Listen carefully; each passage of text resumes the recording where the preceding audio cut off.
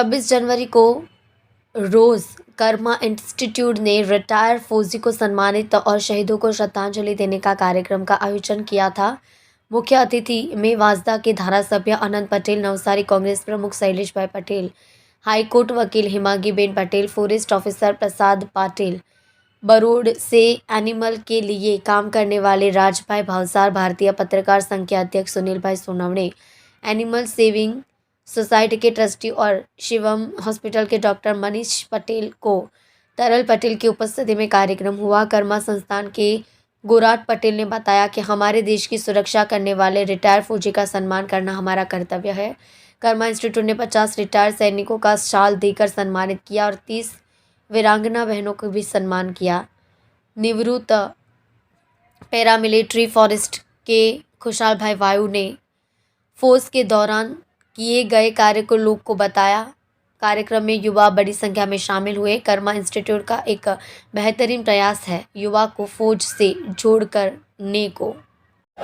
भारत माता की सौने 75मो गणतंत्र दिवसनी खूब शुभेच्छाओ।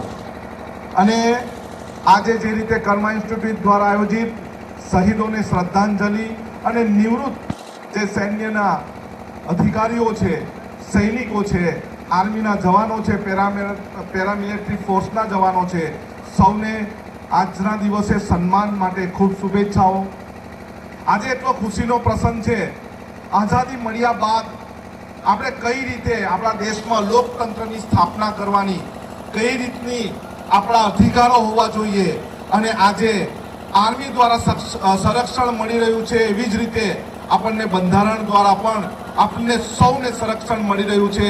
આપણે વાણી સ્વતંત્રતાનું સંરક્ષણ છે, આપણા અધિકારો મેળવવાનું સંરક્ષણ છે અને એની સાથે સાથે આપણે આપણી ફરજો પણ ન ભૂલવી જોઈએ।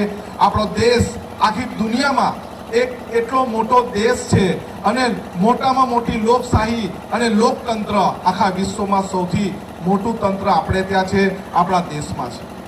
આજે વાડુ સાહેબ હોય, અમારા જિલ્લા કોંગ્રેસ સમિતિના પ્રમુખ હોય, અમારા ચીખલીના પ્રમુખ હોય, આ તમામ આગેવાનોની સાથે યુવાનો હોય અને અમારા સાથે હર હંમેશા રહેતા તાલુકા પંચાયતના પક્ષ સદસ્ય કલ્પેશભાઈ, તમામને અહીં ઉનાઈ ખાતે જે રીતે ગૌરાંગભાઈ, એમની ટીમ, દશરથભાઈ હોય, બધી જ આખી ટીમ દ્વારા એમને અહીં બોલાવવામાં આવ્યા છે।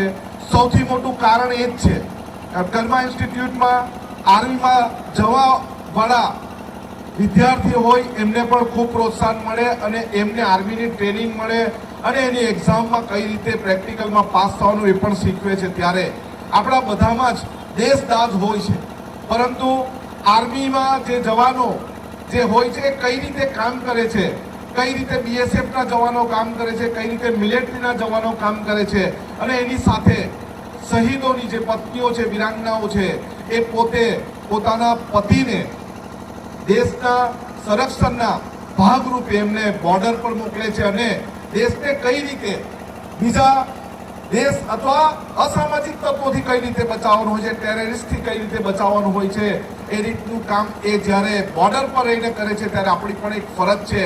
આપણે પણ આપણા દેશમાં, આપણા ગામમાં, આપણા વિસ્તારમાં રહીને અસામાજિક તત્વો હોય કે જેઓ આપણા વચ્ચે ભાગલા પડાવતો હોય, ધાર્મિક દ્રષ્ટિએ ભાગલા પડાવતો હોય, જાતિવાદ તરીકે ભાગલા પડાવતો હોય, પોતાની બોલી થકી ભાગલા પડાવતા હોય, પ્રદેશવાદ કરી ભાગલા પડાવતો હોય, એમને આપણે એમનો નાશ કરવો જોઈએ અને આપણા અધિકારોની સાથે સાથે આપણે આપણી ફરજો કઈ રીતે અદા કરી શકીએ એના તરફ પણ આપણે ધ્યાન દોરવું જોઈએ। આજે વાડુ સાહેબ હોય, મુકેશભાઈ હોય, ડાંગના આપણા પવાર હોય કે બધા જ જે આપણી સાથે અત્યારે ઉપસ્થિત છે, એમને જોઈને બીજા યુવાનો, બીજા બાળકો જે અત્યારે શિક્ષણ મેળવી રહ્યા છે એને પણ દેશ પ્રત્યે આર્મીમાં જવા માટેની એક ભાવના જન્મે અને એમને પણ એવી લાગણી જન્મે કે અમે પણ દેશ માટે કંઈ કરી શકીએ। ઘણી બધી વખત આપણે વિસ્તારમાં ફરતા હોય ત્યારે આપણને મેળવું મળે છે કે ભાઈ તમારા ગામમાંથી આર્મીમાં કોઈ નથી, તમારી જાતિમાંથી આર્મીમાં કોઈ નથી, તમારા વિસ્તારમાંથી આર્મીમાં કોઈ નથી, ગુજરાતના લોકો યુવાનો આર્મીમાં જતા નથી એવું મેળવું મળે છે। ત્યારે આપણે ખરેખર વાડુ સાહેબ અને આખી ટીમનો આભાર માનવો જોઈએ કે આટલી બધી મોટી સંખ્યામાં આર્મીના જવાનો અહીં ઉપસ્થિત થયા છે અને એક પ્રોત્સાહનના ભાગરૂપે આપણા યુવાનોને એક બળ મળી રહે અને દેશ દાજ મળી રહે એ રીતનું કામ કરતા રહે. ભારતનું બંધારણ લખનાર બાબા સાહેબ આંબેડકર 35 ડિગ્રી એમણે મેળવી હતી અને ખૂબ મોટી જહેમત બાદ એમણે બંધારણ આપણને આપ્યું છે. આ સમયે જે રીતે દેશની રક્ષા કરે છે આર્મીના જવાનો, એવી જ રીતે આપણે બંધારણની રક્ષા કરવાનો સમય આવી ગયો છે. કારણ કે અત્યારે જે બંધારણ મુજબ આપણને જે હક મળ્યા છે એ ઘણા બધા લોકોને ગમતા નથી. આપણને જે વાણી સ્વતંત્રતા મળી છે એ ગમતું નથી. આપણે જે રીતે હરીફરી શકીએ એ ગમતું નથી. આપણને જે રીતે અનામત આપવામાં આવી છે એ અનામત પણ અમુક લોકોને ગમતી નથી. અને જે રીતે આર્મીના જવાનોના, સૈન્યના જવાનોના પ્રશ્ન છે એ એમને 2005 પછી પેન્શન નથી મળવું જોઈએ. એમના તમામ હકો માટે જ્યારે પણ અમારી ટીમની જરૂર હશે બાળુ સાહેબ, ત્યારે અમે તમારી સાથે છે. તમે અમને જે રીતે શાંતિથી ઘરે સૂતા રાખ્યા છે અને એક અમારી ચિંતા, અમારા ઘરની ચિંતા તમે કરી છે, તો અમારે પણ તમારી ચિંતા કરવી છે. જ્યારે પણ તમને અમારી જરૂર પડે અમે તમારી સાથે છે અને હર હંમેશા રહેશું. સૌનો આભાર, સૌને જય જોહાર.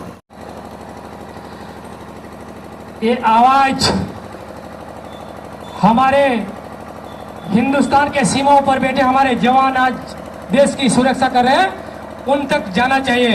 ये आवाज तो गांधीनगर की गादी तक भी नहीं गया तो दिल्ली की गादी तक कैसे जाएगी.